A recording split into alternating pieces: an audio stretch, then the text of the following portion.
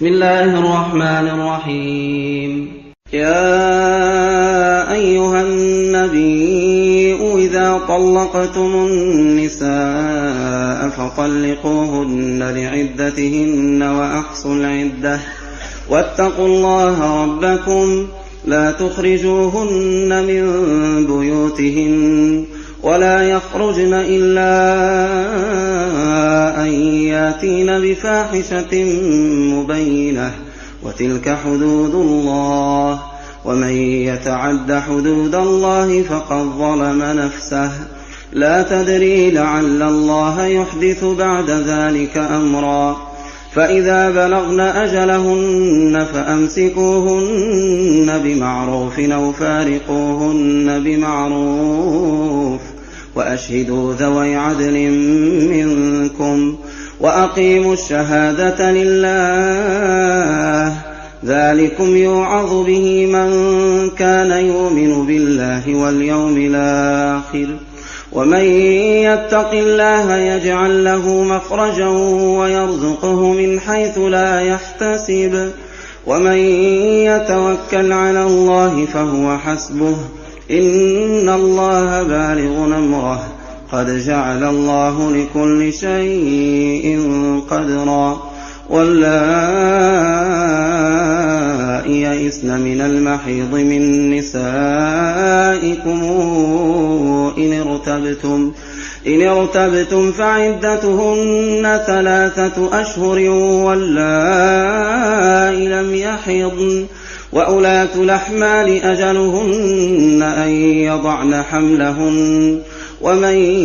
يتق الله يجعل له من أمره يسرا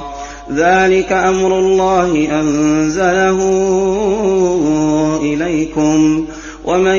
يتق الله يكفر عنه سيئاته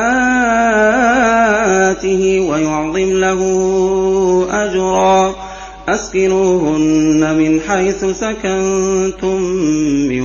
وجدكم ولا تضاروهن لتضيقوا عليهن وإن كن أولات حمل فأنفقوا عليهن حتى يضعن حملهن فإن أرضعن لكم فآتوهن أجورهن وأتمروا بينكم بمعروف وإن تعاسرتم فسترضع له أخرى لينفق ذو سعة من سعته ومن قدر عليه رزقه فلينفق مما آتاه الله لا يكلف الله نفسا إلا ما آتاها سيجعل الله بعد عسر يسرا وكأين من قرية عتت عن أمر ربها ورسله فحاسبناها حسابا شديدا وعذبناها عذابا نكرا فذاقت وبال أمرها وكان عاقبة أمرها خسرا أعد الله لهم عذابا شديدا فاتقوا الله يا أولي الألباب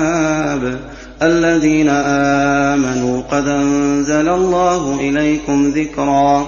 رسولا يتلو عليكم آيات الله مبينات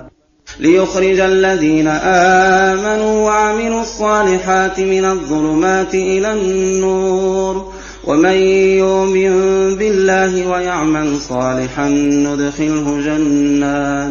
ندخله جنات تجري من تحتها الأنهار خالدين فيها أبدا قد أحسن الله له رزقا الله الذي خلق 7 سماوات ومن الأرض مثلهن يتنزل الأمر بينهن لتعلموا أن الله على كل شيء قدير وأن الله قد أحاط بكل شيء علما.